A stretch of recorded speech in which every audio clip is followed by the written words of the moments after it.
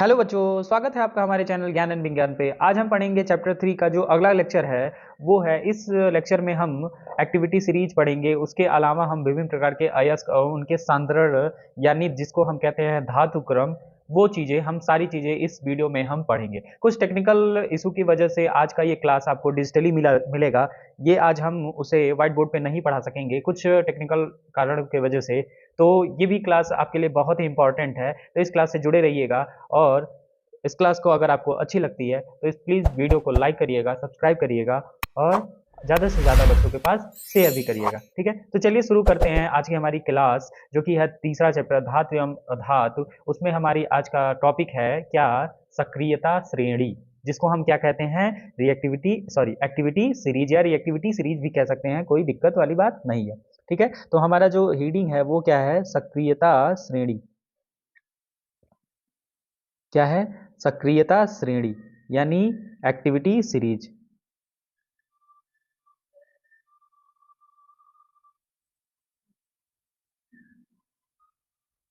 देखिए, activity series का मतलब ये है कि जितने धातुएं होती हैं उन सभी धातुओं की क्रियाशीलता अलग अलग तरीके की होती है। कोई धातु बहुत ज्यादा क्रियाशील होगी, एक्टिव होगी, कोई धातु बहुत कम क्रियाशील होगी। तो इन्हीं उन्हीं धातुओं की क्रियाशीलता के आधार पे एक सीरीज बनाई गई है, सूची बनाई गई है, तैयार की गई है, जिसे हम ही क्या कहते हैं? एक्टिविटी सीरीज कहते हैं या सक्रियता श्रेणी कहते हैं। ठीक है, तो इस सीरीज में हम देखेंगे कि वो कौन कौन से धातुएं हैं और उनकी रिएक्टिविटी कैसी है, उनको हम उस क्रम में उतारते चलेंगे। ठीक है, तो अगर हम बात करें तो ये हमारा, अगर हम एक इस श्रेणी की बात करें तो ये श्रेणी क्या होती है, तो आपने समझ गए होंगे कि रिएक्टिविटी श्रेणी के क्या मतलब होता है कि सभी धातुओं के क्रियाशीलता के आधार पे उनको एक क्रम में सुसज्जित व्यवस्थित करना ही क्या कहलाता है? सक्रियता श्रेणी या धातुओं की सक्रियता श्रेणी कहलाती है। अगर ये श्रेणी की बात करें तो हम सीरीज में जो सबसे पहले श्रेणी में लिखते हैं वो हमारा होता है कौन? वो हमारा होता है पोटेशियम। कौन होता है? वो होता है सबसे पहले ऊपर सीरीज में होता है कौन? पोटेशियम। तो लिखते हैं पोटेशियम। पोटेशियम का सिंबल क्या होता है? के होता है। अगर इसको इंग्लिश में लिखना, हिंदी में लिखना चाहें तो आप लिख सकते हैं पोटेशियम। ठीक है, पोटेशियम।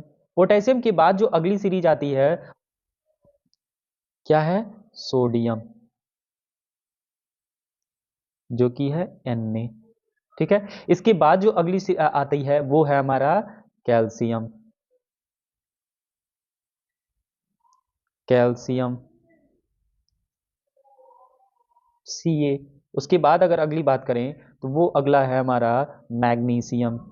क्या है? मैग्नीशियम।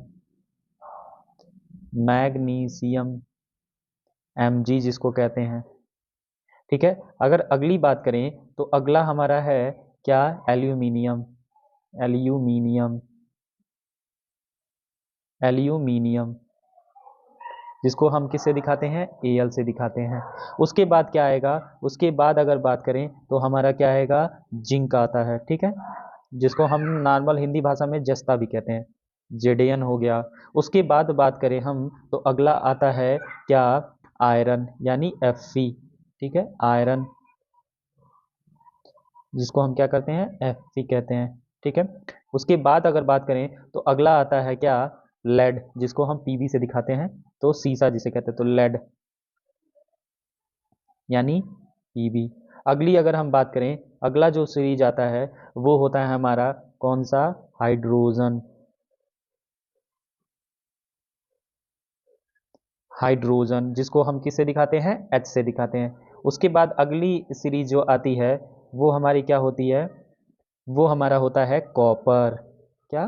Copper, Cu। अगली सीरीज कॉपर होती है। अगर इसके बाद अगर हम बात करें तो इसके बाद आता है जिसको हम कहते हैं मर्क्यूरी यानी पारा।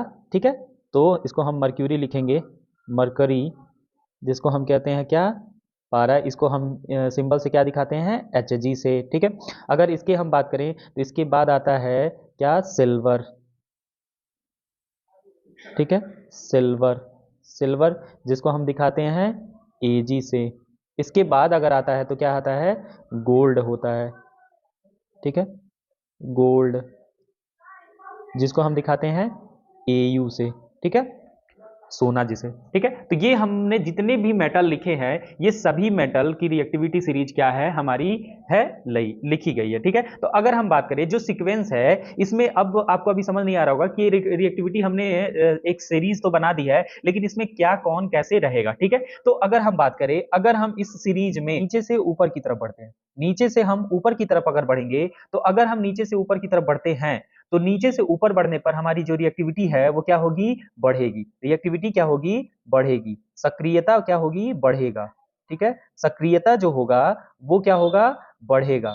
क्या होगा, बढ़ेगा। सक्रियता क्या होगा, बढ़ेगा। लेकिन अगर वहीं हम ऊपर से नीचे की तरफ जाएं, क्या होगा, ऊपर से अगर हम नीचे की तरफ जाते हैं तो क्या होगा, रिएक्टिविटी क्या होगी, घटेगी, ठीक है। रिएक्टिविटी क्या होगी, घटेगी, यानी सक्रियता क्या होगा, घटेगा। तो अब आपको समझ आ गया होगा कि इस सीरीज में हमने लिखा है, इसका मतलब जो पोटेशियम है वो ज्यादा, सबसे ज्यादा रिएक्टिव है। किससे सबसे ज्यादा जो रिएक्टिव है मेटल है वो क्या है, पोटेशियम है। उससे कम रिएक्टिव सोडियम है, उससे कम रिएक्टिव कैल्शियम है, उससे कम रिएक्टिव मैग्नीशियम है, उससे कम एल्युमिनियम, फिर जिंक, फिर आयरन, फिर लेड, फिर हाइड्रोजन, फिर कॉपर, फिर मर्क्यूरी, फिर सिल्वर, फिर गोल्ड। तो इस तरह से आपको पता चल गया कि जो सबसे ऊपर है सीरीज में वो सबसे ज्यादा रिएक्टिव है, और जो सबसे नीचे है वो सबसे कम रिएक्टिव एलिमेंट्स या मेटल है, ठीक है। तो ये आपको पता चल गया, यानी हम सिंपली लिख सकते हैं, अगर इसके बारे में अगर हमें लिखने के लिए कहा जाए कि इस रिएक्टिविटी सीरीज के बारे में आप थोड़ा सा लिख लिए, तो आप कहेंगे कि किसी भी हम कह सकते हैं कि किसी भी सक्रियता श्रेणी में ऊपर से नीचे जाने पर जो धातुओं की क्रियाशीलता होती है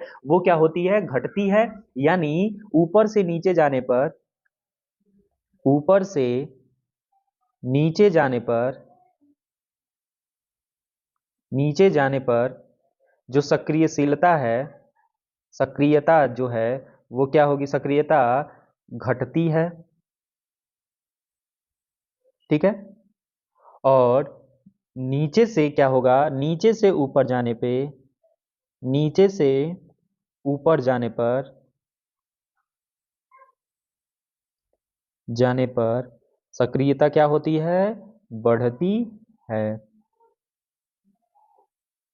क्या होती है, सक्रियता बढ़ती है, ठीक है। तो ये आपको अच्छे तरीके से समझ आ गया होगा, ठीक है। तो ये हमने समझ लिया। अब हम देखेंगे कि आगे कि ये सक्रियता श्रेणी का क्या उपयोग है, सक्रियता श्रेणी का क्या उपयोग है, ठीक है। तो हम देख लेते हैं क्या उपयोग होने वाला है। तो अगर हम बात करें सक्रियता श्रेणी का उपयोग क्या हो सकता है, सक्रियता श्रेणी का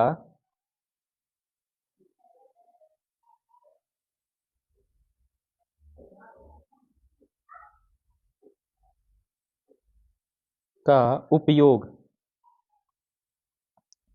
ठीक है। यूजेज, मेजर यूजेज ऑफ, हम कह सकते हैं यूजेज ऑफ, यूजेज ऑफ क्या है, एक्टिविटी सीरीज, एक्टिविटी सीरीज, ठीक है, एक्टिविटी सीरीज। तो हम बात करेंगे कि सक्रियता श्रेणी के मुख्य प्रमुख उपयोग क्या क्या हैं, ठीक है। तो अगर हम बात करें तो इस सीरीज में जो भी धातु हैं वो अगर अम्लों के साथ क्रिया करेंगी तो क्या, हाइड्रोजन विस्थापन करने की क्षमता बहुत ज्यादा होगी, ठीक है, बहुत ज्यादा होगी। यानी कहने का मतलब क्या है कि जो भी धातुएं हाइड्रोजन से ऊपर हैं, हाइड्रोजन से अगर हम इस सीरीज में देखें तो हाइड्रोजन हमारा कहां पे स्थित है, हाइड्रोजन हमारा स्थित है हमारा यहां पे। अगर हम बात करें तो हमारा हाइड्रोजन यहां पे है, तो जो भी हाइड्रोजन है उससे ऊपर जितने भी मेटल हमारे दिख रहे हैं, चाहे वो लेड हो, आयरन हो, zinc, aluminium, magnesium, calcium, sodium, magnesium, potassium, ये सभी धातुएं अगर अम्ल के साथ क्रिया करेंगी तो हाइड्रोजन को विस्थापित कर देंगी, हाइड्रोजन को क्या कर देंगी, बाहर की तरफ निकाल देंगी, बाहर विस्थापित कर देंगी, ठीक है। तो यही सबसे अच्छा उपयोग है कि अगर हम किसी भी धातु, कोई भी धातु जब अम्ल से क्रिया कराएंगी, हाइड्रोजन को क्या कर देंगी, आसानी से विस्थापित कर देंगी। वो भी वे धातुएं जो क्या होंगी, हाइड्रोजन से ऊपर होंगी। लिख सकते हैं हाइड्रोजन से ऊपर, हाइड्रोजन से ऊपर स्थित सभी धातुएं, स्थित सभी धातुएं, धातुएं अम्ल से क्रिया करने पर, अम्ल से क्रिया करने पर हाइड्रोजन को विस्थापित करेंगी, करने पर हाइड्रोजन को क्या करेंगी, विस्थापित करेंगी, हाइड्रोजन को विस्थापित करेंगे, हाइड्रोजन को विस्थापित करेंगे।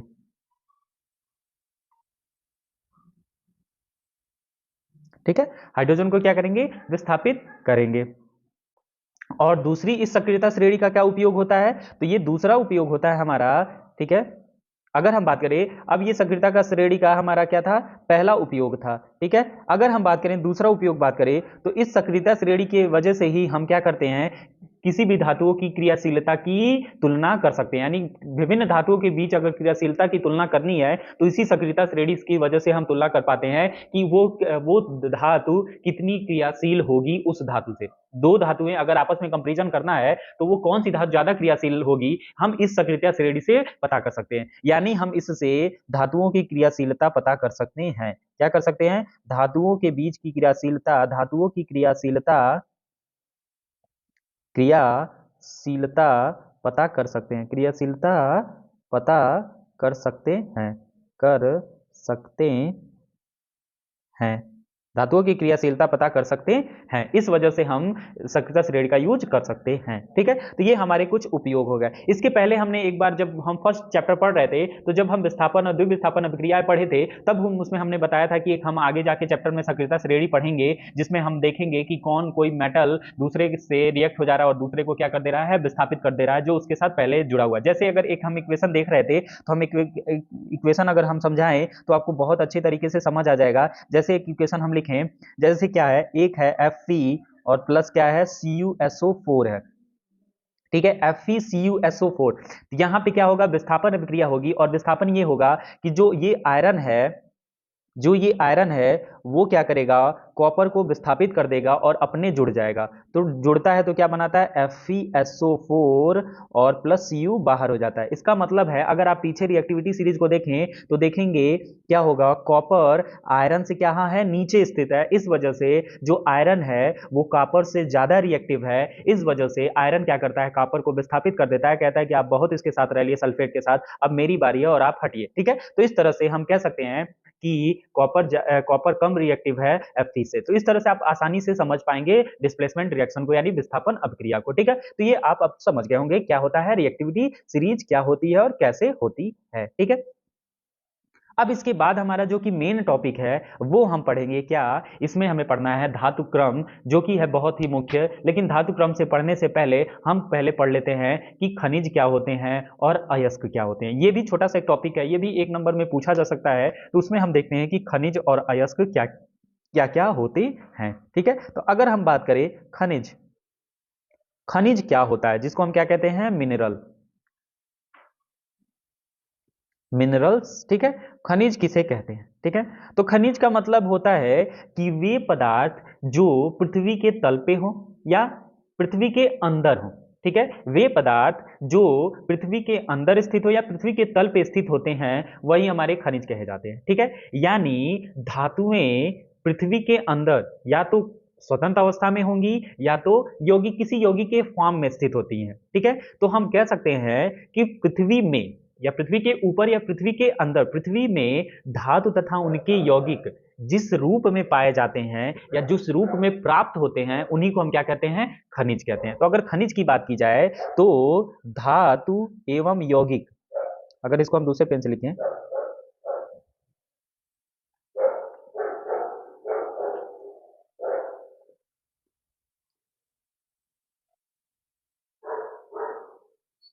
धातु एवं उनके यौगिक, एवं उनके यौगिक जिस रूप में, जिस रूप में पृथ्वी के अंदर, पृथ्वी से प्राप्त किए जाते हैं, पृथ्वी से प्राप्त किए जाते हैं, प्राप्त किए जाते हैं,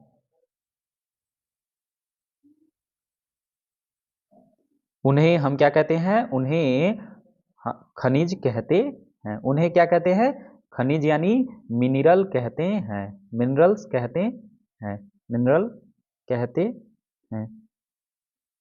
ठीक है, तो आप खनिज समझ गए हो कि ये धातु या कोई भी अपने यौगिक के रूप में जिस तरह से पृथ्वी के अंदर पाया जाता होगा उसी को हम क्या कहते हैं, खनिज कहते हैं। ठीक है, अब अगर उदाहरण देखा जाए तो जैसे अगर हम देखते हैं कॉपर पायराइट, ठीक है, कॉपर पायराइट एक क्या है, खनिज है। ठीक है, अगर हम एग्जाम्पल देखें तो देखेंगे क्या होगा, कॉपर पायराइट।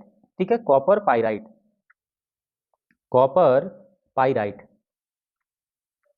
कॉपर पायराइट, ये कॉपर जो पायराइट है अगर इसका फार्मूला देखा जाए तो क्या होता है, CuFeS2, CuFeS2 एक तरह का क्या है, ये भी खनिज है। अगर इसमें अगर बात करें तो इसमें जो धातुएं हैं वो धातुएं कौन कौन होती हैं, तो एक होती है कॉपर और एक होती है आयरन। ठीक है, एक होती है आयरन, इसमें कॉपर पायराइट में हमारी कॉपर और आयरन क्या होगी, पाई जाती है। तो ये हमारा क्या है, खनिज का एग्जाम्पल है। अब हम देखते हैं कि अयस्क क्या होता है, क्या अयस्क क्या होता है। ठीक है, तो अगर हम बात करें अयस्क किसे कहते हैं, ठीक है, तो ये भी एक इंपॉर्टेंट टॉपिक है, क्या होता है अयस्क किसे कहते हैं, अयस्क का मतलब, और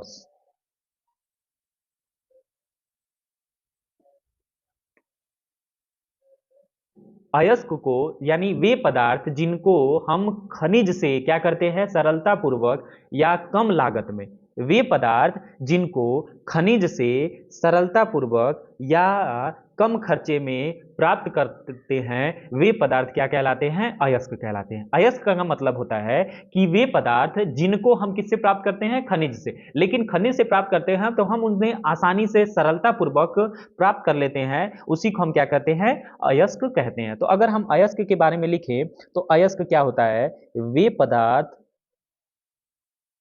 वे पदार्थ जिनको, जिनको खनिज से, खनिज से आसानी से, आसानी या सरलता पूर्वक, आसानी से प्राप्त कर लिया जाता है, प्राप्त कर लिया जाता है, प्राप्त कर लिया जाता है, अयस्क कहलाते हैं, अयस्क कहलाते हैं,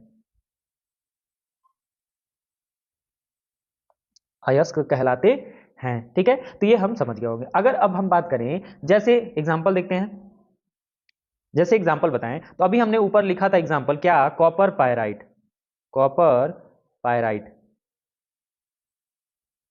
ठीक है, कॉपर पायराइट यानी CuFeS2, ठीक है, CuFeS2। तो इस कॉपर पायराइट से हम कॉपर को क्या कर लेते हैं, आसानी से प्राप्त कर लेते हैं, और ये कॉपर ही क्या है, अयस्क है हमारा, क्या है, अयस्क है, क्या है, अयस्क है। उसी तरह अगर और एग्जांपल देखें तो हमें देखने को मिलेगा कि क्या, तो जैसे अगर एक और एग्जांपल देखें तो हम बॉक्साइट से, किससे, बॉक्साइट से, बॉक्साइट से हम क्या प्राप्त करते हैं, एल्यूमिनियम प्राप्त करते हैं, एल्यूमिनियम प्राप्त कर लेते हैं। बॉक्साइट से हम क्या प्राप्त करते हैं, एल्यूमिनियम Al प्राप्त करते हैं। अगर हम बॉक्साइट की फार्मूला की बात करें तो वो क्या होता है, Al2O3, Al2O3 इंटू 2H2O, ठीक है, ये उसका बॉक्साइट का फार्मूला होता है। दूसरी बात कर लिया जाए और एग्जांपल अगर देख लिया जाए तो हम बात करेंगे जो कि होगा गैलेना से, हम बात करेंगे गैलेना से क्या प्राप्त करते हैं हम गैलेना से हम क्या प्राप्त करते हैं, लेड को प्राप्त करते हैं। किसको प्राप्त करते हैं, लेड को प्राप्त करते हैं। गैलेना से हम क्या प्राप्त कर लेते हैं, लेड से, लेड को आसानी से हम प्राप्त कर लेते हैं, यानी किसको, पीबी को, प्लम्बम, ठीक है, प्लम्बम यानी पीबी। अब गैलेना का अगर फॉर्मूला लिखने के लिए कोई पूछ दे गैलेना का तो क्या होता है, पीबीएस होता है, ठीक है, पीबीएस होता है। तो ये कुछ मुख्य अयस्क हैं जिन्हें हम क्या करते हैं, प्राप्त कर लेते हैं, चाहे वो एल्युमिनियम हो बॉक्साइड से, चाहे गैलेना से हो क्या, लेड, और चाहे कॉपर पायराइट से हो कॉपर। ठीक है, तो ये हमें पता चल गया कि अयस्क क्या होते हैं और खनिज क्या होते हैं। तो कई बार खनिज और अयस्क में हमें डिफरेंसेस पूछा जाता है, ठीक है, कई बार हमें अयस्क की डिफरेंसेस पूछा जा सकता है कि अयस्क और खनिज में अंतर बता दीजिए, तो हम यही अयस्क और खनिज में क्या कर लेते हैं, एक अंतर देख लेते हैं। ठीक है,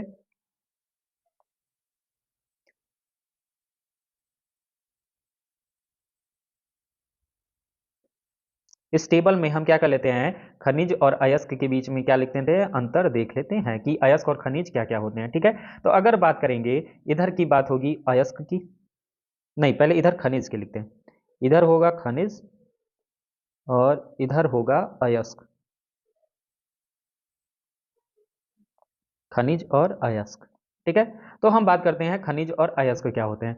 तो खनिज वे होते हैं जिनमें धातुओं के यौगिक पाए जाते हैं, यानी खनिज वे कहलाते हैं।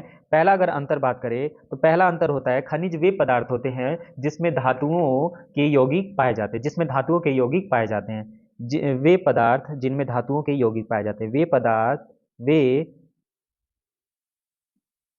वे पदार्थ जिनमें धातु के यौगिक पाए जाते हैं। क्या पाए जाते हैं, धातु के यौगिक पाए जाते हैं, यौगिक पाए जाते हैं,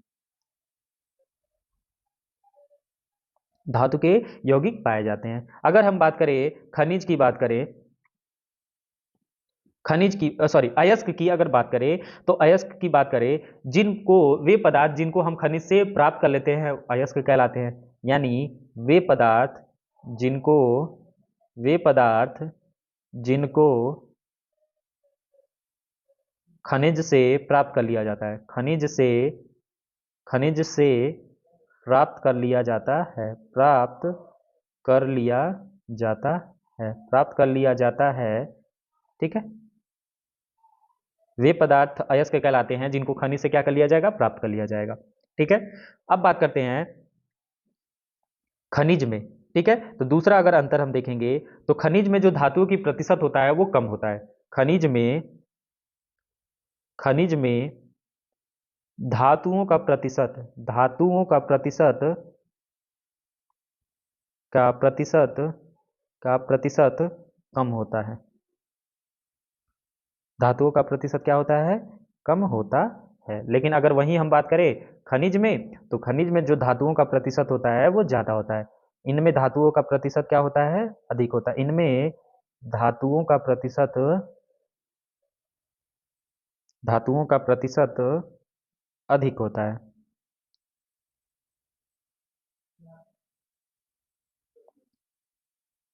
धातुओं का प्रतिशत अधिक होता है। ठीक है, अब बात करते हैं कि जो भी हम यूं ही कह लेते हैं कि एक और अंतर, बहुत ही इंपॉर्टेंट अंतर हम लिखते हैं क्या, कि सभी खनिज अयस्क नहीं होते। ठीक है, सभी खनिज अयस्क नहीं होते, सभी खनिज, सभी खनिज अयस्क नहीं होते, नहीं होते हैं। लेकिन अगर वहीं अयस्क की बात की जाए तो सभी अयस्क क्या होते हैं, खनिज होते हैं, सभी अयस्क खनिज होते हैं।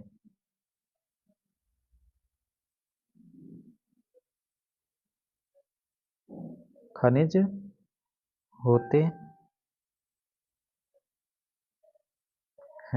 अब इसका क्या मतलब है कि देखिए, जो भी चीजें जमीन के अंदर से निकाली जाती है उनको हम खनिज कहते हैं। तो जरूरी नहीं है जिन चीजों, जो भी वस्तुएं, पदार्थ जमीन के अंदर से निकाली जा रही है उन सभी में से अयस्क हमें प्राप्त हो सके। तो इसका कहने का मतलब ये है, लेकिन सभी अयस्क खनिज होते हैं, इसका ये मतलब है कि कोई भी अयस्क होगा वो भाई जमीन के अंदर से ही निकाला जाएगा, तो किसी न किसी खनिज में से प्राप्त तो जरूर होगा। इस वजह से हम कह सकते हैं कि जो सभी अयस्क होते हैं वो खनिज होते हैं। ठीक है, तो ये आपको इन सब का अंतर आपको पूरे अच्छी तरीके से समझ आ गया होगा। ठीक है, तो इस तरह से आप अंतर आसानी से लिख लेंगे। अब हम इसके बाद देखेंगे कि कुछ अयस्क के प्रकार देख लेते हैं। ठीक है, कि कुछ अयस्क के हम क्या क्या प्रकार लिख सकते हैं वो हमें देखना जरूरी होगा, उसके बाद तब जाके हम धातु क्रम को पढ़ेंगे। तो हम देख लेते हैं कि कुछ अयस्क के नाम। ठीक है, अयस्कों के प्रकार देख लेते हैं। तो अगर हम देखें अयस्कों के प्रकार,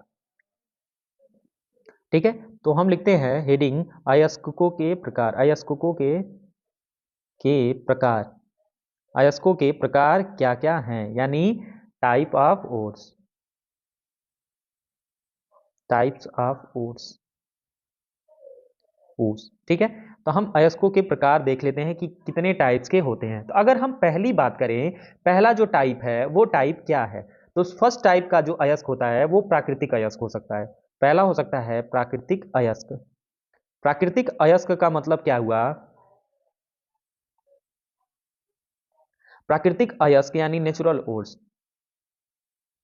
नेचुरल ओड, ठीक है।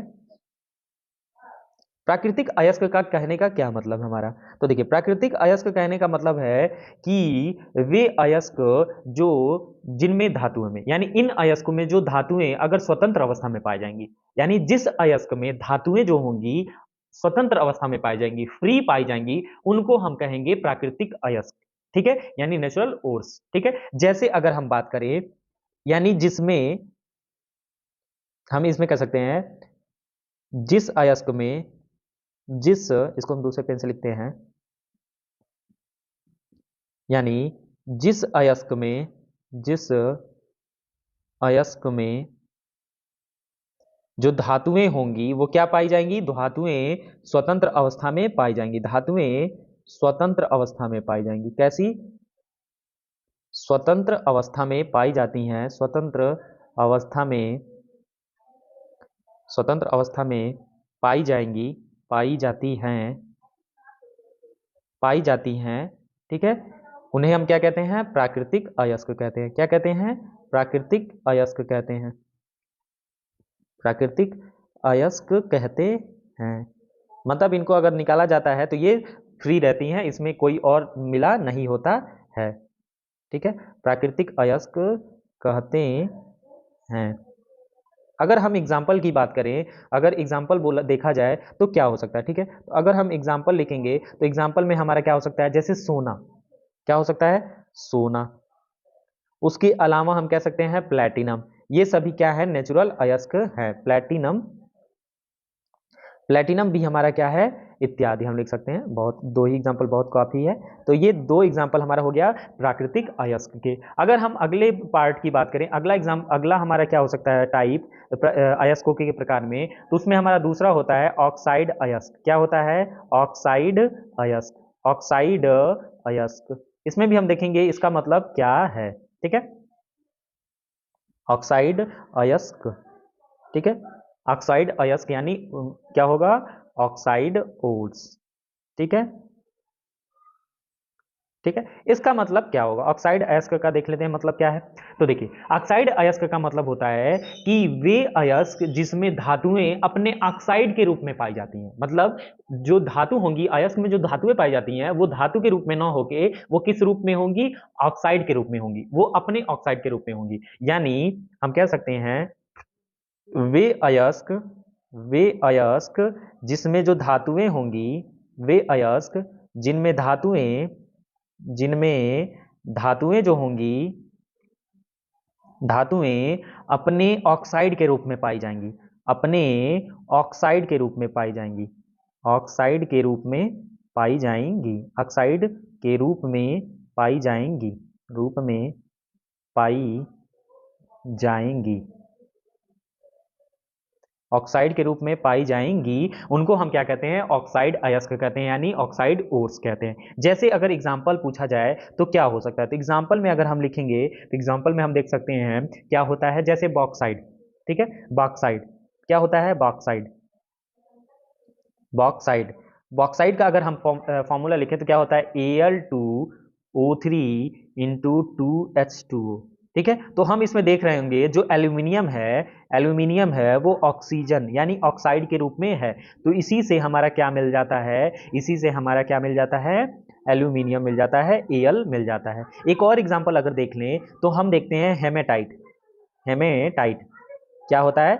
हेमेटाइट, हेमेटाइट अगर इसकी हम फुल फॉर्म कहें, इसका सॉरी नाम कहें, केमिकल फार्मूला, तो FeO3, ठीक है, ये हेमेटाइट है। इससे हमें क्या मिलता है? इससे हमें आयरन मिल जाता है, यानी Fe मिल जाता है। तो ये दो हमारे मुख्य अयस्क हैं जिनकी जो धातुएं हैं वो अपने स्वतंत्र अवस्था में न होके अपने ऑक्साइड के फॉर्म में पाई जाती हैं। अगर हम अगला एग्जाम्पल, अगला टाइप्स बोले तो अगला टाइप होगा हमारा सल्फाइड अयस्क। क्या होगा? सल्फाइड अयस्क, सल्फाइड अयस्क क्या होगा? सल्फाइड अयस्क होगा, यानी इंग्लिश में सल्फाइड ओर्स,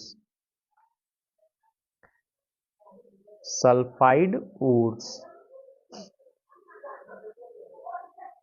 सल्फाइड ओर्स।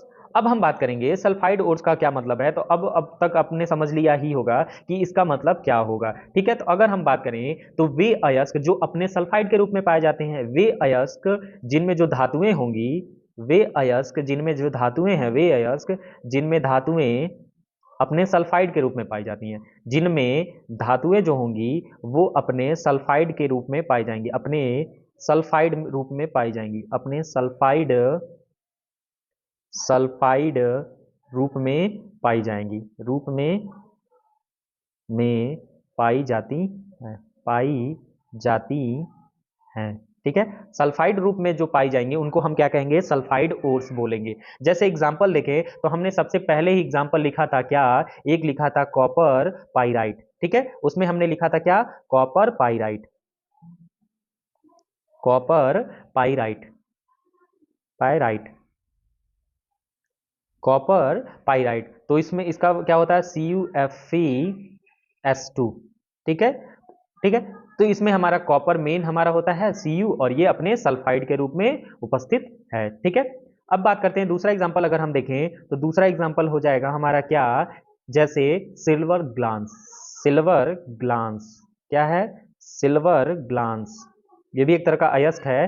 ठीक है, सिल्वर ग्लांस, अगर इसका वो देखा जाए तो क्या होगा, Ag2S, सिल्वर ग्लांस, और ये इसमें से हमें प्राप्त क्या होगा, सिल्वर यानी Ag प्राप्त होता है। तो ये हमारे तीन टाइप्स हो गए। अगला अगर हम टाइप्स की बात करें तो अगला जो टाइप्स होता है वो होता है अयस्क का क्या, कार्बोनेट अयस्क। क्या होता है, कार्बोनेट अयस्क, यानी जो अयस्क होंगे वो उसके जो धातुएं होंगी वो अपने कार्बोनेट फॉर्म में मिलेंगी।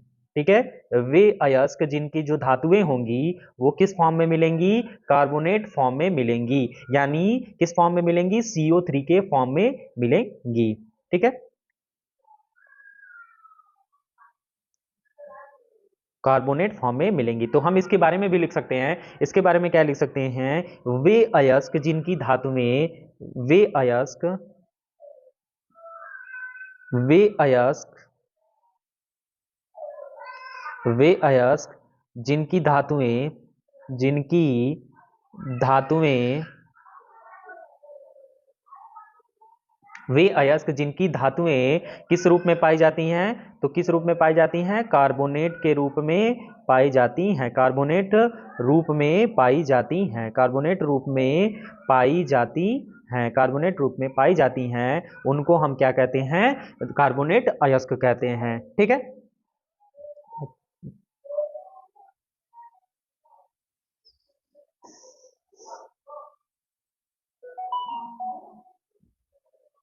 अगर हम एग्जाम्पल देखें तो जैसे क्या होगा, जैसे एक एग्जाम्पल है मैलेकाइट।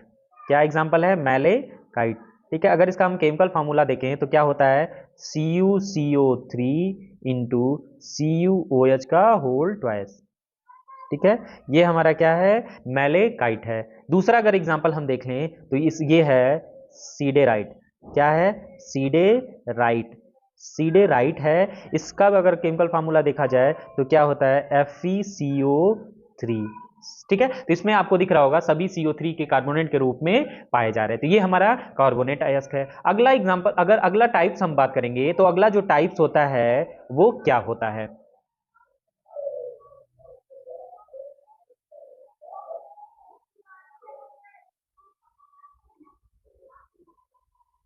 अगला होता है क्लोराइड अयस्क, क्लोराइड अयस्क। क्या होता है, क्लोराइड अयस्क, क्लोराइड अयस्क यानी CHLORIDE, क्लोराइड और, ठीक है, तो क्लोराइड अयस्क, तो ये अब आपको और अच्छी से डिफिनेशन याद हो ही गई होगी कि इसका मतलब क्या है। तो हम कहेंगे कि वे अयस्क जो, वे अयस्क जिनकी धातुएं, वो अयस्क जिनकी जो धातुएं हैं, जिनकी धातुएं, जिनकी धातुएं अपने क्लोराइड फॉर्म में पाई जाएंगी, अपने क्लोराइड फॉर्म, यहाँ अपने लिख देते हैं, अपने कार्बोनेट फॉर्म में ना, यहाँ छूट रहा था, अपने क्लोराइड फॉर्म में पाई जाएंगी, क्लोराइड फॉर्म में या क्लोराइड रूप में पाई जाती हैं, रूप में पाई जाती पाई जाती हैं। तो ये हमारा क्या कहलाएगा, क्लोराइड अयस्क कहलाएगा। अगर हम इसके एग्जाम्पल की बात करें तो इसका एग्जाम्पल हो सकता है, एक मुख्य एग्जाम्पल है क्या, क्या है, वो है कार्नेलाइट। क्या है, कार्नेलाइट। क्या है, कार्नेलाइट। थोड़ा सा नाम अजीब रहेगा और उसके फार्मूले भी थोड़े वो रहेंगे, वो हमें याद करने पड़ेंगे। KCl MgCl2 इंटू H2O, इसको हम कहते हैं कार्नेलाइट। तो इससे हमारा पोटेशियम और मैग्नीशियम होगा। अगर अगली बात करें, अगला जो अयस्क की बात करेंगे वो क्लोराइड अयस्क कौन होगा, वो होगा हॉर्न सिल्वर। क्या होगा, हॉर्न सिल्वर। हॉर्न सिल्वर, ठीक है। तो वो हमारा होगा हॉर्न सिल्वर यानी AgCl, ठीक है। तो ये हमारा हो गया। तो हमने देख लिया कि अयस्क जो होते हैं वो कितने टाइप के होते हैं। एक प्राकृतिक अयस्क जिनमें अयस्क होंगे, उनकी जो धातुएं होंगी वो स्वतंत्र अवस्था में पाई जाती होंगी। ऑक्साइड अयस्क में वे अयस्क जिनमें धातुएं ऑक्साइड के रूप में पाई जाती होंगी। सल्फाइड का अगर बात करें तो वे अयस्क जिसमें धातुएं अपने सल्फाइड फॉर्म में पाई जाएंगी। अगर कार्बोनेट बात करें तो जिसमें धातुएं अपने कार्बोनेट फॉर्म में पाई जाती हैं। और वे क्लोराइड की बात करें तो वे अयस्क जिसमें जो धातुएं होंगी वो अपने क्लोराइड फॉर्म में रूप में पाई जाती होंगी, ठीक है। तो हमको अच्छे तरीके से समझ आ गया होगा कि क्लोराइड, कार्बोनेट, सल्फाइड, ऑक्साइड और नेचुरल क्या ओर्स होते हैं। विथ एग्जांपल हमने समझ लिया। इस तरह से हमें अच्छे तरीके से टाइप अगर लिखना हो तो लिख सकते हैं, लेकिन ये उतना इंपॉर्टेंट नहीं है। फिर भी अगर इसको हम 6 वाला टाइप्स लिख दें तो 6 वाला टाइप्स होता है कि अन्य अयस्क क्या हो, ठीक है। अन्य अयस्क यानी अदर ओर्स। अन्य अयस्क कुछ ऐसे अयस्क होते हैं जो इनके अलावा अलग फॉर्म में मिल सकते हैं, मिलते हैं या मिल सकते हैं, और ये मिलते भी हैं, ठीक है। तो अन्य अयस्क की बात करें तो जिसमें कुछ ऐसी धातुएं थी जो अन्य रूप में पाई जाएंगी। कुछ ऐसे अयस्क होंगे जिनकी जो धातुएं होंगी वो किसी और रूप में पाई जाएंगी, जैसे सल्फेट में पाई जा सकती है, सिलिकेट में पाई जा सकती है, या फ्लोराइड्स में पाई जा सकती है, ठीक है। जैसे जिनके जो रूप होंगे वो किस किस फॉर्म में पाई जाती हैं, तो वो हो सकता है सिलिकेट में पाई जा सकती हो, वो हो सकता है सिलिकेट रूप में पाई जा सकती हो, ठीक है। सिलिकेट रूप में, सिलिकेट रूप में, या ये भी हो सकता है फ्लोराइड रूप में, फ्लोराइड रूप में, फ्लोराइड के फॉर्म में, या ये भी हो सकता है कि वो सल्फेट के रूप में हो, सल्फेट फॉर्म में हो, ठीक है।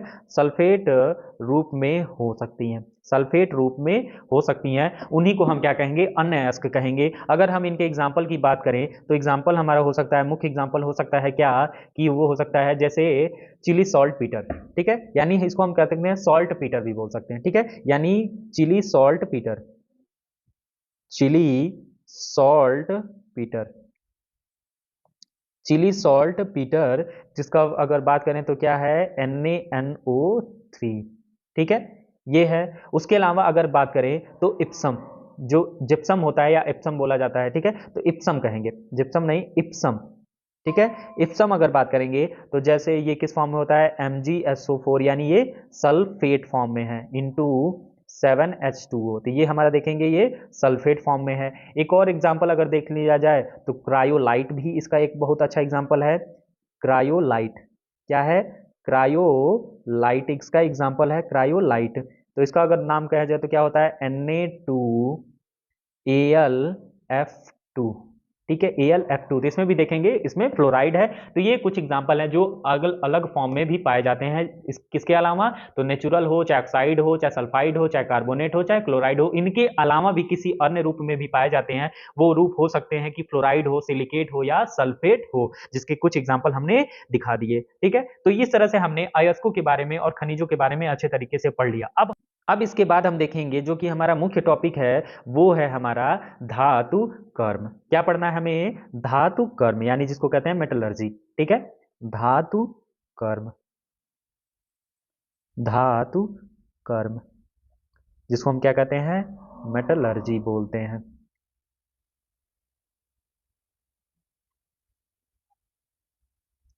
मेटलर्जी बोलते हैं, ठीक है। धातु कर्म होता क्या है, ठीक है। अब देखिए, मेटलर्जी धातु कर्म का मतलब क्या होता है कि किसी भी अयस्क से, वो हम किसी एक पर्टिकुलर अयस्क की बात नहीं कर रहे हैं, बस यूं ही समझ रहे हैं कि किसी भी अयस्क से, अगर किसी भी अयस्क से, चाहे वो भौतिक प्रोसेस हो, ठीक है, या रासायनिक प्रोसेस हो, यानी भौतिक क्रिया के द्वारा या रासायनिक प्रक्रिया के द्वारा उससे अगर शुद्ध कोई भी पदार्थ प्राप्त किया जाता है तो इस प्रक्रिया को ही हम क्या कहते हैं, धातु कर्म कहते हैं। यानी हम सिंपली कह सकते हैं वह प्रक्रिया जिसमें किसी अयस्क से किसी शुद्ध धातु को रासायनिक प्रक्रिया द्वारा या भौतिक प्रक्रिया द्वारा अलग किया जाता है, उस प्रक्रिया को ही हम क्या कहते हैं, धातु कर्म कहते हैं। यानी अगर बात करें धातु कर्म का तो वह प्रक्रिया, अगर इसके बारे में लिखा जाए तो वह प्रक्रिया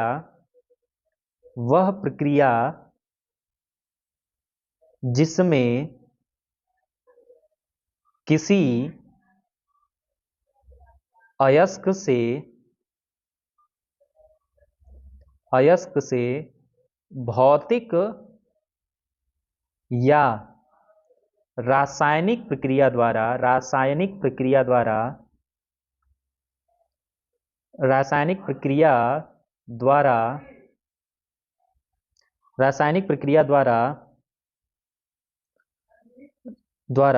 शुद्ध धातु को प्राप्त किया जाता है, शुद्ध धातु को प्राप्त किया जाता है, शुद्ध धातु को प्राप्त किया जाता है, धातु कर्म कहलाता है, धातु कर्म कहलाता है। धातु कर्म यानी मेटलर्जी कहलाता है, मेटलर्जी कहलाता है,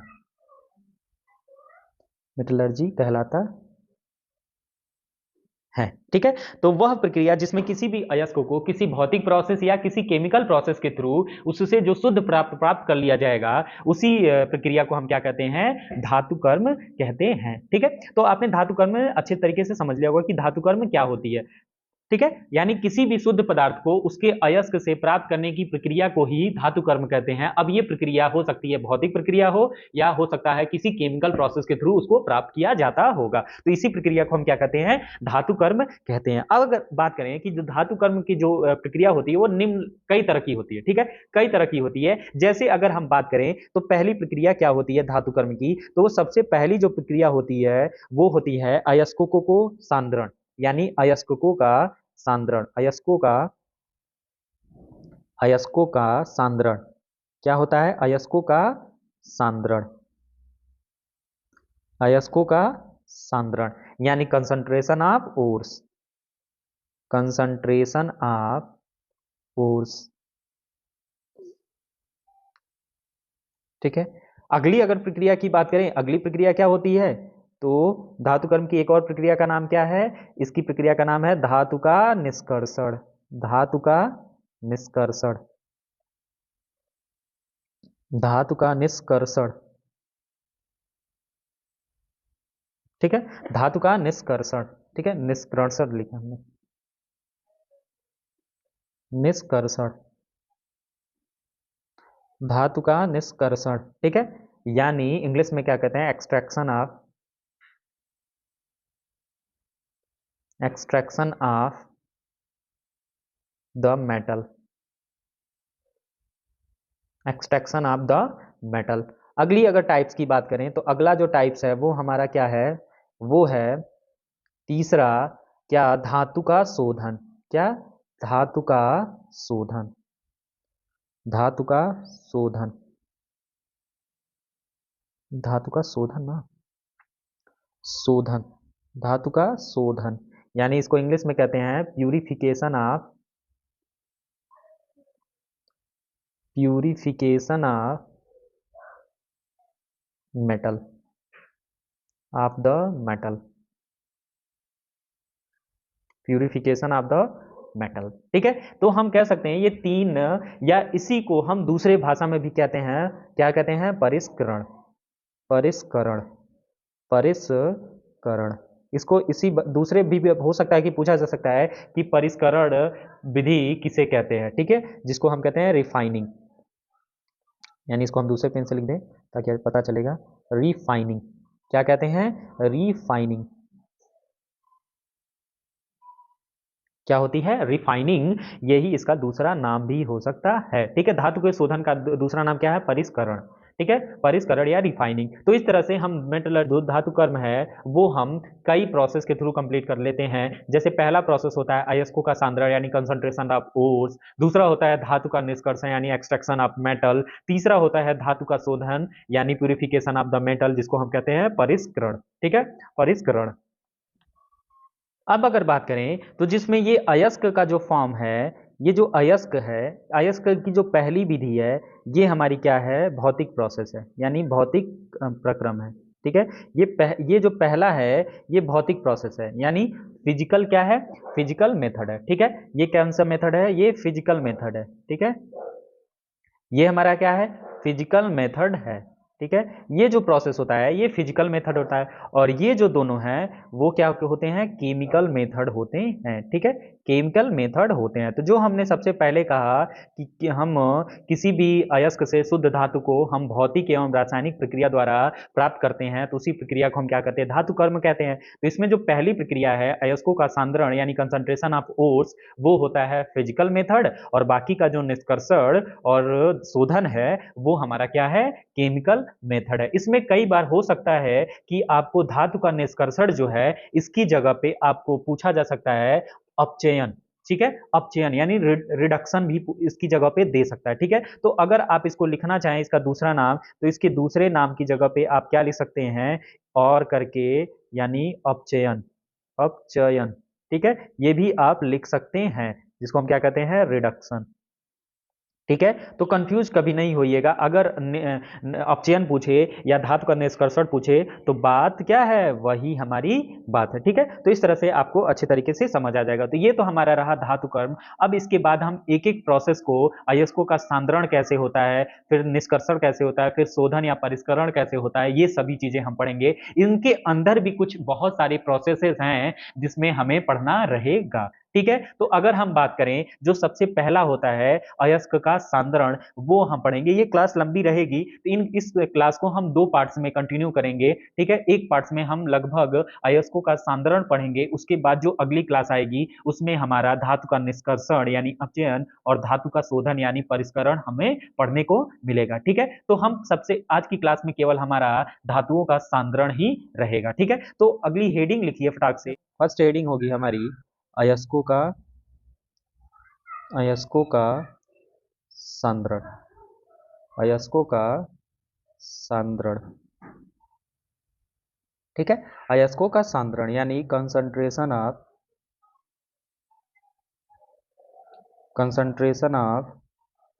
फोर्स, कंसंट्रेशन ऑफ फोर्स। ठीक है, हमने देख लिया कि अयस्कों का सांद्रण कैसे किया जाता है। ठीक है, तो अगर बात करें कि अयस्कों का सांद्रण कैसे किया जाता है, तो इसमें सबसे पहले अयस्कों को के बड़े बड़े टुकड़ों को हम छोटे छोटे टुकड़ों में तोड़ देते हैं। उसके बाद उन छोटे छोटे टुकड़ों को हम महीन बारीक पीस दिया जाता है। महीन बारीक पीसते समय उसमें बहुत सारे क्या होती हैं, अशुद्धियां मिक्स होती हैं। जैसे अगर बालू, मिट्टी, पत्थर, चूना आदि अशुद्धियां मिक्स रहती हैं। ठीक है, तो इन अशुद्धियों को कुछ नाम दिया जाता है। ठीक है, तो सबसे पहले क्या किया जाता है, अयस्कों, अयस्कों के बड़े टुकड़े को यानी बड़े पीसेज को क्या किया जाता है, बड़े बड़े बड़े टुकड़ों को, बड़े बड़े टुकड़ों को क्या किया जाएगा, छोटे टुकड़ों में तोड़ा जाएगा। किसमें, छोटे छोटे टुकड़ों में तोड़ा जाएगा, छोटे छोटे टुकड़े में तोड़ा जाएगा। ठीक है, टुकड़े में तोड़ना। पुनः क्या किया जाएगा, इस छोटे टुकड़े को क्या किया जाएगा, बारीक पीस लिया जाएगा। क्या किया जाएगा, बारीक पीस लिया जाता है। बारीक क्या किया जाता है, पीस लिया जाता है, बारीक पीस लिया जाता है। ठीक है, अब बारीक पीसने के बाद क्या किया जाएगा, अब इसमें बहुत सारी अशुद्धियां मिक्स होती हैं। ठीक है, इस बारीक पीसे में बहुत सारी क्या होती हैं, अशुद्धियां होती हैं। इनमें क्या होती हैं, बहुत सारी अशुद्धियां होती, इनमें बहुत सारी क्या होती हैं, अशुद्धियां होती हैं, सारी अशुद्धियां होंगी, अशुद्धियां होंगी।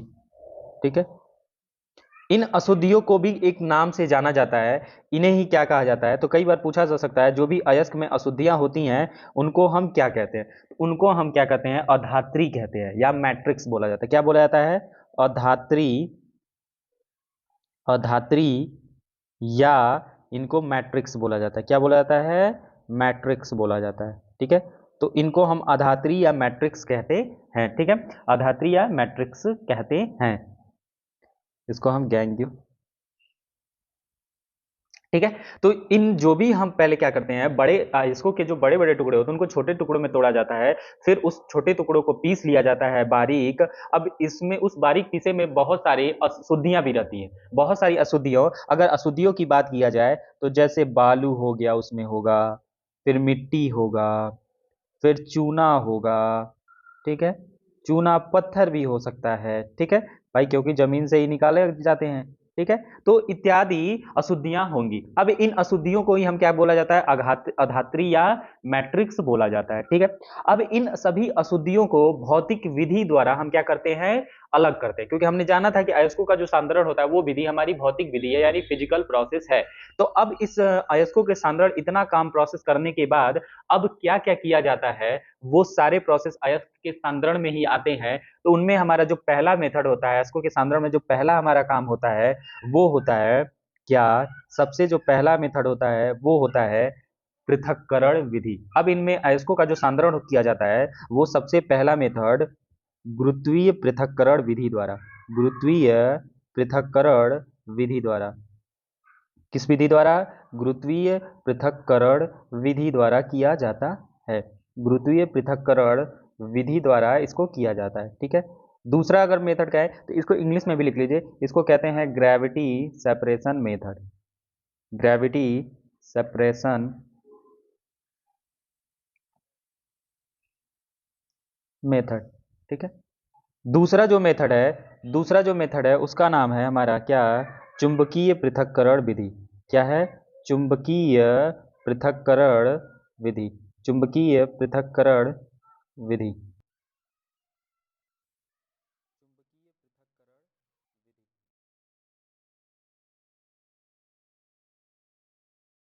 विधि यानी magnetic separation method, magnetic separation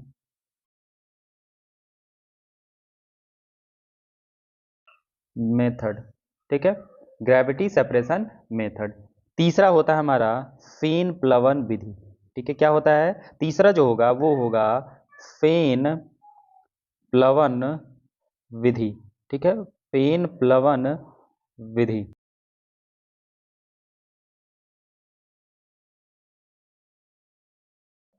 froth flotation method, froth flotation method.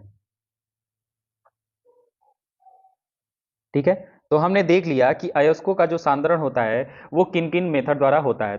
तो हमने देख लिया कि अयस्कों का जो सांद्रण होता है वो कितनी विधि से होता है? 3 विधियों से होता है। पहला गुरुत्वीय पृथक्करण विधि, दूसरा चुंबकीय पृथक्करण विधि और तीसरा फेन प्लवन विधि।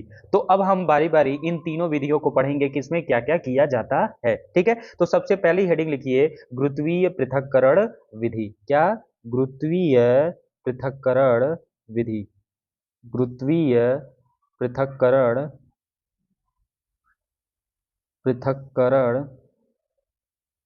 गुरुत्वीय पृथक्करण विधि, गुरुत्वीय पृथक्करण विधि। ठीक है, यानी जिसको हम क्या कह रहे थे? Gravity separation method, gravity separation method. ठीक है, क्या है? Gravity separation method. ठीक है, अब इसमें क्या क्या होता है वो सारी चीजें हम पढ़ेंगे। तो हमने देख लिया था कि सबसे पहले अयस्कों के बड़े बड़े टुकड़ों को क्या किया गया था? हम छोटे छोटे टुकड़ों में फिर उनको बारीक पीसा गया, जिनमें बारीक में अशुद्धियां भी मिली थी। उन अशुद्धियों को क्या कहा गया? अधात्री कहा गया, अधात्री कहा गया या मैट्रिक्स कहा गया। ठीक है, उसके बाद अब इन भौतिक विधियों द्वारा हम वो काम करेंगे। तो इसमें क्या किया जाता है? सबसे पहले हम फिगर बना लेते हैं, एक फिगर बना लेते हैं, उसके बाद हमको अच्छे से और समझ आ जाएगा कि हम ये क्या क्या कैसे कैसे करेंगे। ठीक है, तो जल्दी से एक फिगर बनाते हैं, फिर आपको हम समझाते हैं। अब हम देखेंगे, ये हमने बना लिया है, क्या है, गुरुत्वीय पृथक्करण की विधि का एक सचित्र। ठीक है। अब इसमें ये चूंकि मेथड हमारा, हम गुरुत्वीय पृथक्करण विधि सामान्यतः दो मेथड द्वारा करते हैं। इन विधि में भी दो मेथड का यूज किया जाता है। वो कौन कौन किया जाता है, तो अगर हम बात करें, जो पहली मेथड होती है वो क्या होती है, मेथड तो हमारी क्या होती है, विल्फली टेबल मेथड होती है। विल्फली, ठीक है, विल्फली टेबल मेथड होती है, विल्फली टेबल मेथड। और जो दूसरी होती है वो होती है हमारी क्या, दूसरी जो मेथड होती है वो होती है हाइड्रोलिक क्लासीफायर। क्या होती है, hydraulic classifier, hydraulic classifier, hydraulic classifier, hydraulic classifier. ये दो मेथड द्वारा गुरुत्वीय पृथक्करण विधि को क्या किया जाता है, हम सेपरेट किया जाता है किसी भी अशुद्ध अयस्क को, उसमें से अशुद्धियों को, किसी भी शुद्ध अयस्क को प्राप्त करने के लिए, उनके अशुद्धियों को दूर करने के लिए हमें गुरुत्वीय पृथक्करण की विधि यूज की जाती है। और उस विधि में भी दो तरह की विधियां होती है, एक होती है विल्फली मेथड और एक होता है हाइड्रोलिक क्लासीफायर। तो अगर हम इसमें देखें तो ये हमने जो पहला मेथड यूज किया है, ये हमने पहला मेथड यूज किया है क्या, विल्फली टेबल मेथड। अब इसमें क्या किया जाता है, ठीक है, तो इस मेथड में क्या किया जाता है कि जो आधात्री कण होते हैं और अयस्क कण, चूंकि दोनों का घनत्व क्या होता है, अलग अलग होता है। जो आधात्री होते हैं उनके घनत्व जो होते हैं वो कम होते हैं कंपेरिजन किसके, अयस्क के। तो अगर हम बात करें तो इस विधि में, ठीक है, अगर हम बात करें इस विधि में क्या होता है, अयस्क के जो क्या होते हैं, अयस्कों के जो घनत्व होते हैं, अयस्कों के घनत्व क्या होते हैं, अधिक होते हैं, अधिक,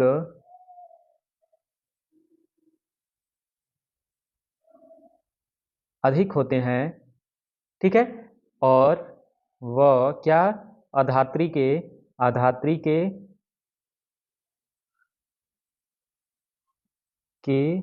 घनत्व कम, अधात्री के घनत्व कम, अधात्री के घनत्व तो कम होते हैं, ठीक है। तो अब क्या होगा कि इसमें जो भी बारीक पिसा हुआ है उसमें सभी कुछ है, अयस्क भी है, अधात्री भी है। उनको क्या करते हैं, जल के साथ धोया जाता है, ठीक है। जल के साथ धोए जाने का मतलब होता है कि इसमें हम अगर बात करें, हम विफली टेबल मेथड की ही बात करें सबसे पहले, तो विफली टेबल मेथड में हम क्या किया जाता है, सबसे पहले एक टेबल नुमा ढलवा एक सतह बना लिया जाता है, ठीक है। एक टेबल नुमा एक ढलवा सतह बना लिया जाता है, ठीक है। ये जैसे आपको देख रहा है, जो राइफल के जिस पर लगा है वही एक ढलवा सतह है। इस पे क्या किया जाता है, ऐसे एक ढलवा सतह बना लिया जाता है। उसके बाद क्या किया जाता है, इसके बीच बीच में एक लकड़ी की स्ट्रिप लगा ली जाती है, बीच में एक तरह का हम कह सकते हैं अवरोधक लगा लिया जाता है, जो कि आपको दिख रहा है, जिसका नाम क्या होता है, राइफल होता है। यानी बीच में कुछ अवरोधक लगा दिए जाते हैं जिसको हम क्या कहते हैं, राइफल कहते हैं, राइफल कहते हैं। अब इसके बाद क्या किया जाता है, जल के साथ जो पिसा हुआ अयस्क है जिसमें अधात्री भी मौजूद है, इसमें आप देख रहे होंगे तो एक पीला कलर और एक रेड कलर में दिख रहा होगा, तो जो रेड है वो अयस्क है और जो पीला कलर है वो अधात्री है। तो इन दोनों को क्या कर दिया जाता है, जो पिसा हुआ है उनको किसी के थ्रू क्या किया जाता है, जल के साथ गिराया जाता है, ठीक है। जल एक तरफ से और एक तरफ से उनको गिराया जाता है, जिसकी वजह से, चूंकि जो अधात्री होते हैं वो हल्के घनत्व वाले होते हैं, हल्के घनत्व होने के साथ वो क्या हो जाते हैं, पानी के साथ क्या हो जाते हैं, बह जाते हैं, पानी के साथ बह जाते हैं। और जो अयस्क होते हैं वो ग्रेविटी यानी भारी होते हैं तो जल्दी नीचे बैठ जाते हैं, यानी इसीलिए ग्रेविटी नाम दिया गया, ठीक है। तो अयस्क जो होते हैं वो उनका घनत्व तो भारी होता है, जिसकी वजह से वो जल के साथ बहते नहीं और जल के नीचे बैठ जाते हैं। और कहाँ बैठते हैं, तो राइफल्स के बीच के ऊपर रुक जाते हैं। बाकी जो हल्के हैं वो पानी के बहाव के साथ क्या हो जाएंगे, बह के इकट्ठा हो जाएंगे दूसरी जगह, जबकि अयस्क जो होंगे वो भारी होने के कारण वो क्या होते हैं, राइफल्स पे ही रुक जाते हैं। और जो हल्के थे वो तो बह गए। इस तरह से हम क्या कर लेते हैं, इस मेथड द्वारा हम क्या कर लेते हैं, अयस्कों को अधात्री से अलग कर लेते हैं। देख सिंपल मेथड है, क्या किया जाता है, सिंपली जल को प्रवाहित किया जाता है और साथ में जो पिसा हुआ अयस्क होता है उसको गिराया जाता है। क्योंकि अयस्क के जो घनत्व होते हैं वो ज्यादा होते हैं अधात्री से, इस वजह से जो अधात्री होता है वो कम घनत्व होने के कारण जल के साथ बह जाता है, जबकि अयस्क अधिक घनत्व होने के कारण राइफल्स पे ही रुक जाता है। और इस तरह से हमें जो भी अयस्क होता है वो शुद्ध अयस्क हमें अधात्री से अलग होके प्राप्त कर लिया जाता है। तो ये मेथड विप्ली टेबल मेथड द्वारा किया जाता है। उसके अलावा हाइड्रोक्लासीफायर मेथड द्वारा किया जाता है। इसमें भी इसमें भी बहुत ही आसानी से हम किसी भी इसमें भी सेम लगभग प्रोसेस का यूज किया जाता है, लेकिन इसमें ये वाला एक ढलवा टेबल का यूज ना करके एक कोन की तरह शेप में यूज किया जाता है। जैसे कि अगर हम बनाएं तो इस फिगर का, इसका अगर हम फिगर बना दें तो इसमें ये किया जाएगा, ऐसे एक शेप बना दिया जाता है। ठीक है, उसके बाद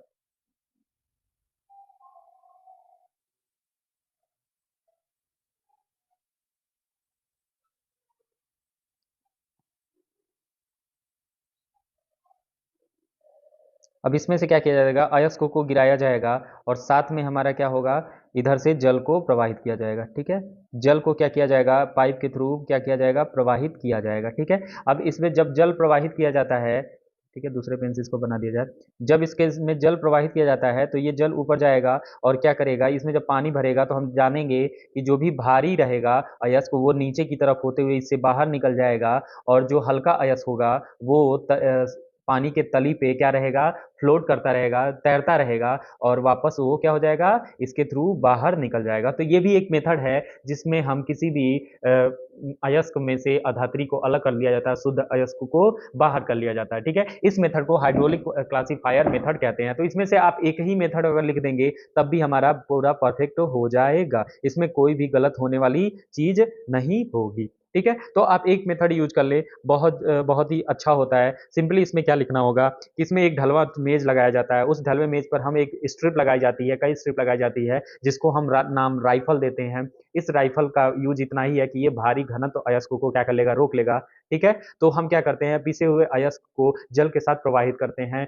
जो भी हल्के घनत्व वाले अशुद्धियां होती हैं, धात्री होती है, वो जल के साथ बह जाती है, और जो भारी घनत्व वाले अयस्क होते हैं वो राइफल्स पे ही रुक जाते हैं, और इस तरह से हम इस मेथड थ्रू किसी भी अयस्क को सांद्रित कर लिया जाता है, अलग कर लिया जाता है, शुद्ध कर लिया जाता है। ठीक है, तो आपको ये मेथड अच्छे से समझ आ गया होगा, गुरुत्वीय पृथक्करण विधि क्या होती है और कैसे होती है। ठीक है, अब इसके बाद हम देखेंगे अगली जो मेथड है, अगला मेथड हमने लिखा था क्या, चुंबकीय पृथक्करण विधि। तो अब आप हेडिंग लिखिए क्या, चुंबकीय पृथक्करण विधि।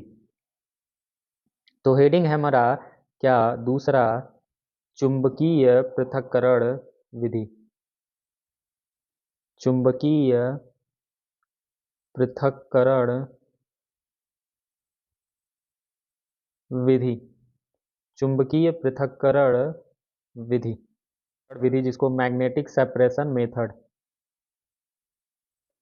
मैग्नेटिक सेपरेशन,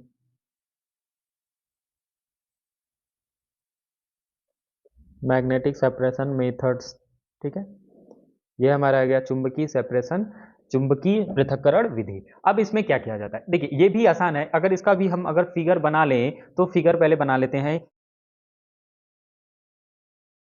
अब हम देखेंगे कि चुंबकीय पृथक्करण विधि में क्या होता है। ठीक है, तो चुंबकीय पृथक्करण की ये विधि हमने फिगर बना लिया है, इसको आप देखेंगे तो क्या होता है। इस विधि में हम ऐसे अयस्कों को अशुद्धियों से दूर करते हैं जो चुंबकीय प्रवृत्ति की होते हैं। ठीक है, मतलब कि अगर कोई अयस्क चुंबकीय प्रवृत्ति का होगा और उसमें अगर अशुद्धियां मिली होंगी तो हम उनको चुंबकीय पृथक्करण विधि द्वारा क्या कर लेते हैं, अलग कर लेते हैं। इसमें क्या किया जाता है, इस विधि में क्या किया जाता है कि चुंबकीय पृथक्करण विधि में दो रोलर पर एक बेल्ट क्या होती है, घूमती रहती है। ये दो रोलर आपको रेड कलर में दिख रहे होंगे गोल, वो दो रोलर क्या होते हैं, बहुत ही प्रबल चुंबक होते हैं। पहली बात, ये दोनों जो रोलर होते हैं वो बहुत ही चुंबकीय होते हैं, बहुत ज्यादा चुंबकीय होते हैं। उनके ऊपर एक बेल्ट क्या होती है, घूमती रहती है। अब इस बेल्ट पे हम क्या करेंगे, धीरे धीरे अयस्कों को क्या करेंगे, गिराएंगे, और जो ही धीरे धीरे अयस्कों को गिराते हैं उसमें से जो अचुंबकीय अयस्क रहेगा जब यहां नीचे की तरफ आएगा, जब यहां नीचे की तरफ आएगा,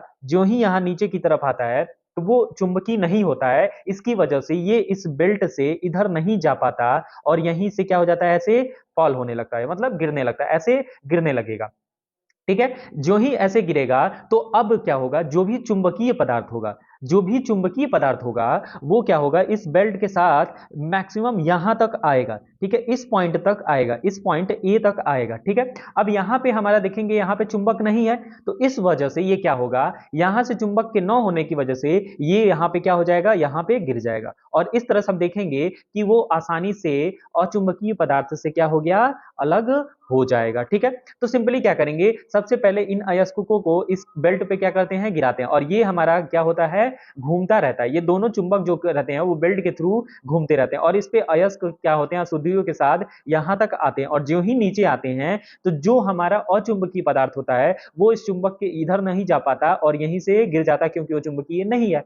और जो अयस्क चुंबकीय होते हैं वो चुंबक पे बेल्ट के साथ चुंबक के प्रभाव से यहां तक आएंगे, और जो ही यहां आएंगे तो वो चुंबक यहां से देखेंगे कि गैप हो जा रहा है, इस वजह से क्या हो जाएंगे, नीचे की तरफ गिर जाएंगे, और देखेंगे हमारा यहाँ अचुंबकीय पदार्थ हो जाएगा और यहाँ चुंबकीय पदार्थ क्या हो जाएगा, अलग हो जाएगा। तो आपको बिल्कुल अच्छे तरीके से समझ गए होंगे कि क्या क्या होता है, ठीक है। अब इस फिगर को हम थोड़ा मिटा दें ताकि स्पष्ट हो जाए वापस फिगर।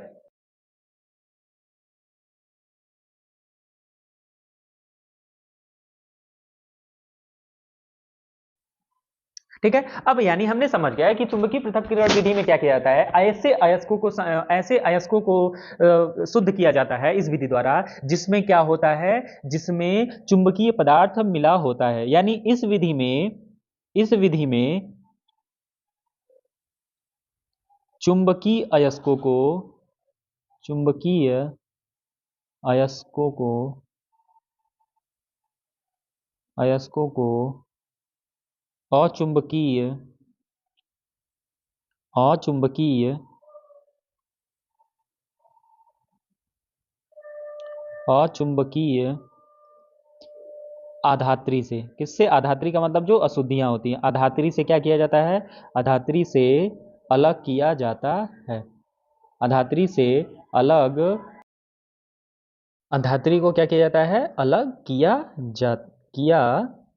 जाता है, ठीक है। यानी चुंबकीय पृथक्करण विधि में हम जान गए कि जो भी चुंबकीय अयस्क होते हैं उनको अचुंबकीय अधात्री अशुद्ध पदार्थों से क्या किया जाता है, अलग किया जाता है, ठीक है। तो आप मेथड समझ गए होंगे कैसे कैसे किया जाता है। अगर हम बात करें कि इसमें कौन से किया जाता है, जो टिन का टिन का अयस्क, ठीक है, टिन का अयस्क टिन का अयस्क क्या होता है, तो टिन के अयस्क का नाम है कैसीटेराइट। कैसीटेराइट क्या नाम है, कैसीटेराइट। टिन का जो अयस्क है उसका नाम क्या है, कैसीटेराइट है। इसमें क्या होता है, इसमें जो मिक्स होता है वो होती है अशुद्धि। अशुद्धि यानी अधात्री। अधात्री क्या होती है, वॉल्फ्रेमाइट। क्या होती है, वॉल्फ्रेमाइट अशुद्धि क्या होती है, मिली हुई होती है।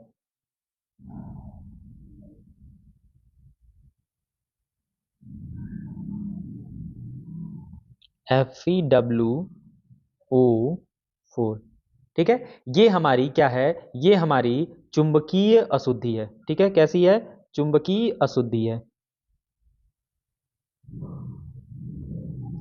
ठीक है। ये चुंबकीय अधात्री है, ठीक है। क्या है, जो अशुद्धि है वो चुंबकीय है। वॉल्फ्रेमाइट एक तरह की मैग्नेटिक अशुद्धि है, यानी मैग्नेटिक हम क्या कह देंगे, मैट्रिक्स है, अधात्री है, जिसको हम कैसीटेराइट से क्या किया जाता है, अलग किया जाता है। किस प्रोसेस द्वारा, चुंबकीय पृथक्करण विधि द्वारा, ठीक है। तो आपको बिल्कुल अच्छे तरीके से समझ आ गया होगा कि चुंबकीय पृथक्करण विधि में क्या किया जाता है। तो चुंबकीय पृथक्करण विधि में ऐसे अशुद्धि चुंबकीय अयस्कों को अचुंबकीय अधात्री से अलग किया जाता है। लेकिन अगर इसमें एक एग्जाम्पल देखें तो जो इसमें वॉल्फ्रेमाइट है वो एक चुंबकीय अशुद्धि है, ठीक है, चुंबकीय अशुद्धि है, यानी जो अयस्क होगा वो अचुंबकीय होगा, ठीक है। तो हम आसानी से इस तरह से प्राप्त कर सकते हैं। ऐसे भी हम अयस्कों के अशुद्धियों को भी हम क्या कर लिया जाता है, प्राप्त कर लिया जाता है, ठीक है।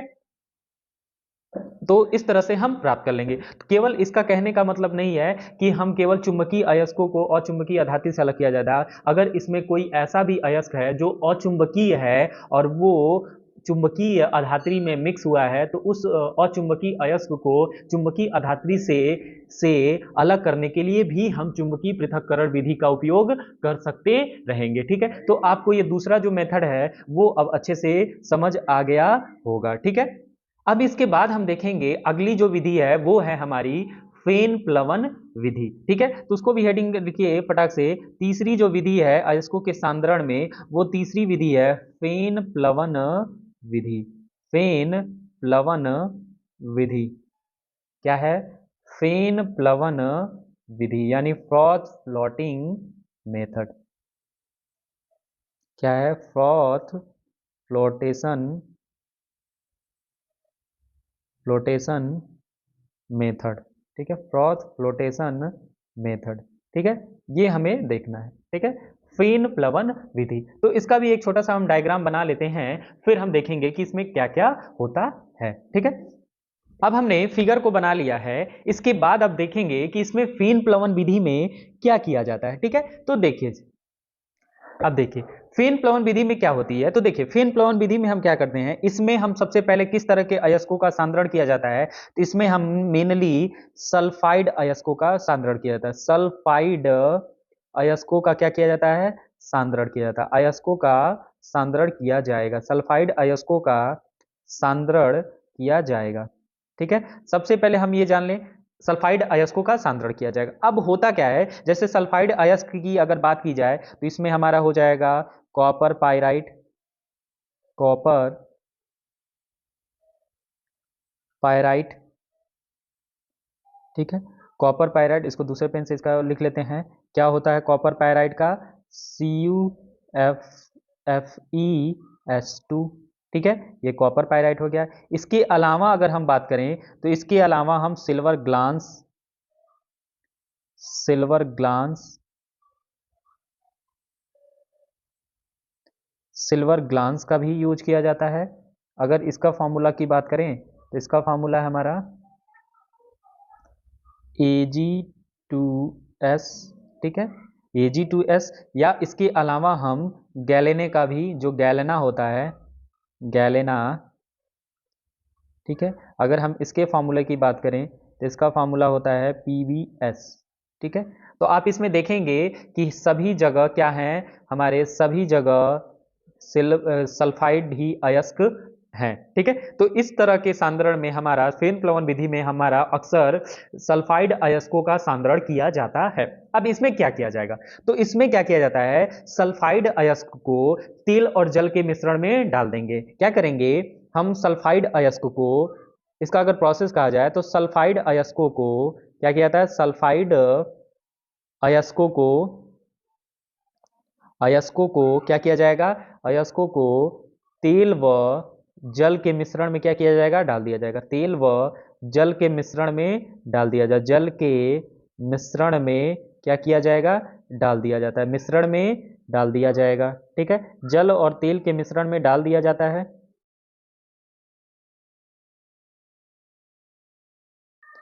जल व तेल के मिश्रण में डाल दिया जाता है। अब इसके बाद क्या किया जाता है, जल और तेल के मिश्रण में डालते ही अगला स्टेप क्या होता है, अगला प्रोसेस ये होता है कि जो भी सल्फाइड अयस्क होंगे, जो शुद्ध सल्फाइड अयस्क होंगे, वो तेल के साथ जल्दी मिक्स हो जाएंगे। ठीक है, मतलब जो शुद्ध सल्फाइड अयस्क होंगे, जो शुद्ध अयस्क होंगे यानी शुद्ध सल्फाइड होगा, सल्फाइड, वो क्या होगा, वो सल्फाइड तेल के साथ क्या हो जाएगा, तेल के साथ मिक्स होगा, तेल के साथ, तेल के साथ भींग जाएगा। ठीक है, जिसको मिक्स हो जाएगा कहेगा, भींगेगा। ठीक है, तथा जो अशुद्धियां होंगी, जो अशुद्ध होगा, ठीक है, जो अशुद्ध होगा वो क्या होगा, जो अशुद्ध होगा हमारा, अशुद्ध अधात्री होगा। ठीक है, अधात्री लिख दें, जो अशुद्ध अधात्री होगा वो किसके साथ, पानी के साथ भींगेगा, पानी के साथ भींगेगा,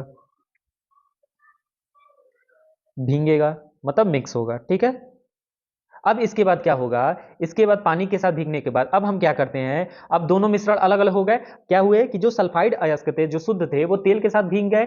अब और जो अशुद्ध अधात्री थे वो पानी के साथ भीग गए। अब क्या होगा, अब क्या किया जाता है, इनके मिश्रण में हम क्या करते हैं, वायु को प्रवाहित करते हैं। अब क्या किया जाता है, अब मिश्रण में, अब मिश्रण में क्या किया जाता है, अब मिश्रण में वायु प्रवाहित किया जाता है। क्या किया जाता है, वायु प्रवाहित किया जाता है, वायु प्रवाहित किया जाएगा, वायु प्रवाहित किया जाता है। अब वाई प्रवाहित किया जाएगा तो क्या होगा, तो वाई जो ही प्रवाहित किया जाता है त्यों ही झाग बनना शुरू होगा, तेल का झाग बनना शुरू होगा, और झाग बनते ही जो शुद्ध अयस्क सल्फाइड तेल में भीगे हुए हैं वो पानी के तली से ऊपर आ जाएंगे। ठीक है, पानी के तली से ऊपर आ जाएंगे और जो अशुद्धियां होंगी वो नीचे बैठ जाएंगी तली में। ठीक है, तो इस तरह से हम आसानी से शुद्ध अयस्कों को, जो सल्फाइड युक्त अयस्क होते हैं, उनको हम बाहर कर लिया जाता है। ठीक है, तो इस प्रोसेस में हम क्या करेंगे कि अगला जो प्रोसेस होगा इसमें क्या होगा, जो ही हम वायु प्रवाहित करते हैं इसके वायु के प्रवाहित करने से हमारा क्या बनेगा, झाग बनेगा, झाग बनता है।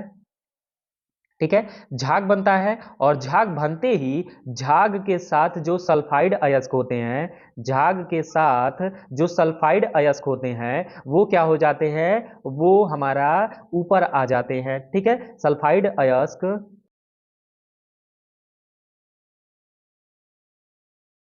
वह जो अशुद्धियां होती हैं वो नीचे क्या हो जाती हैं, तली में बैठ जाती हैं। नीचे अशुद्धि नीचे तली में बैठ जाती है, तली में बैठ जाएगी। ठीक है, तली में बैठ जाएगी। ठीक है, इस तरह से क्या होगा, इस तरह से हम आसानी से क्या कर लेंगे, प्राप्त कर लेंगे किसको, शुद्ध सल्फाइड अयस्कों को। ठीक है, इस प्रकार से हमें क्या हो जाता है, शुद्ध अयस्क प्राप्त हो जाते, शुद्ध अयस्क क्या हो जाते हैं, प्राप्त हो जाते हैं। ठीक है, शुद्ध अयस्क प्राप्त हो जाते हैं।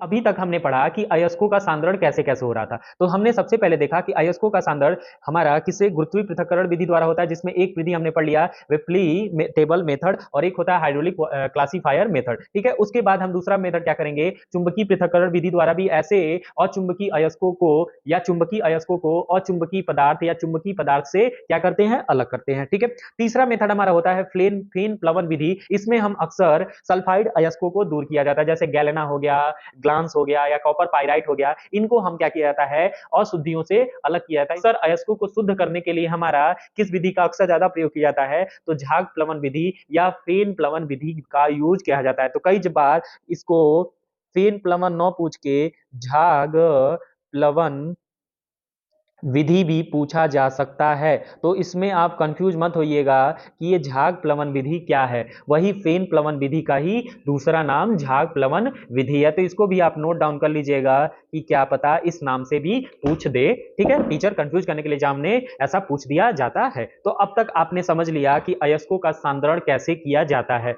अगली जो हमारी क्लास होगी उसमें हम बाकी की जो दो मेथड है, जो रासायनिक विधियां हैं, उनको हम पढ़ेंगे, जिसमें हमारी क्या है, धातु का निष्कर्षण यानी एक्सट्रैक्शन ऑफ द मेटल, और जिसमें निस्तापन, भर्जन, प्रगलन, गालक, ये सभी चीजें हमें पढ़नी होगी। उसके बाद जो अगला प्रोसेस होगा वो होगा धातु का शोधन या परिष्करण। ठीक है, तो ये तमाम जो भी दो विधियां बच रही हैं वो हम अगली क्लास में पढ़ेंगे। ठीक है, तो अगर आपको वीडियो ये अच्छी लगी होगी तो इस वीडियो को प्लीज लाइक करिएगा, सब्सक्राइब भी करिएगा और ज्यादा से ज्यादा बच्चों के पास शेयर करिएगा, क्योंकि अब आपका जल्दी ही एग्जाम बहुत ही पास आने वाला है। तो आप मेहनत से अच्छे से पढ़ाई करते रहिए, और इस क्लास का ये नोट्स भी आपको इसके डिस्क्रिप्शन में, इस वीडियो के डिस्क्रिप्शन में मिल जाएगा। इसके अलावा जितने भी हमने क्लास ली हैं वो प्लेलिस्ट में अवेलेबल हैं, और आप उन क्लास को पढ़िए और उन क्लास के नोट्स को भी आप आसानी से डिस्क्रिप्शन से डाउनलोड कर सकते हैं, वो भी बिल्कुल फ्री में, और अपने नोट्स को क्या कर सकते हैं, कंप्लीट कर लेंगे, जो कि आपके एग्जाम के टाइम में सबसे महत्वपूर्ण आने वाला होता है। क्योंकि अक्सर हम पढ़ तो लेते हैं लेकिन एग्जाम के टाइम पे हमें नोट्स की यूज जरूर पड़ती है, क्योंकि हमें नोट्स एक